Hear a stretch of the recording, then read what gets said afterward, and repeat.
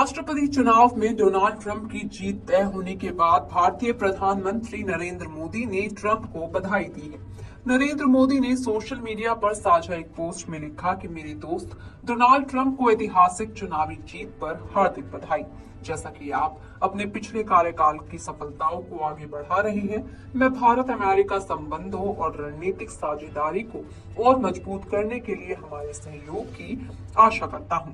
आइए हम सब मिलकर अपने लोगों की बेहतरी के लिए काम करें और वैश्विक शांति, स्थिरता और समृद्धि को बढ़ावा दें।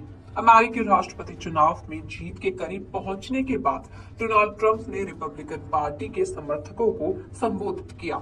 उन्होंने इस दौरान अपने परिवार का शुक्रिया अदा किया, साथ ही चुनाव में उनके लिए काम करने वालों की मेहनत का भी जिक्र किया। इस बीच उन्होंने अरबपति कारोबारी एलॉन मस्क का भी जिक्र किया। ट्रंप ने कहा कि वे एलॉन मस्क से प्यार करते हैं और उनके समर्थन के लिए आभार जताते हैं।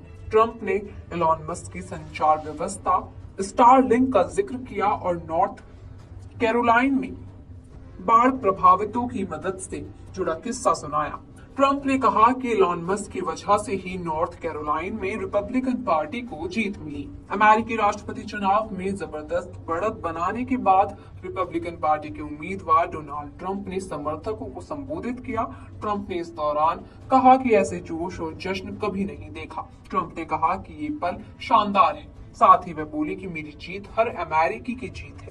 हम अमेरिका को फिर से महान बनाएंगे। सभी स्विंग स्टेट भी हमारे साथ रहे। अब मेरा हर पल अमेरिका के लिए रहेगा।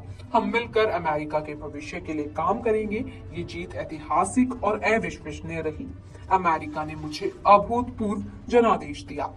साथ ही आपको बता दें कि डोनाल्ड ट्रंप ने स्विंग स्टेट्स को डेमोक्रेटिक पार्टी की पकड़ से दूर रखा है। वे नॉर्थ कैरोलाइन, जॉर्जिया के बाद अब पेंसिल्वेनिया से भी जबरदस्त जीत हासिल कर चुकी हैं।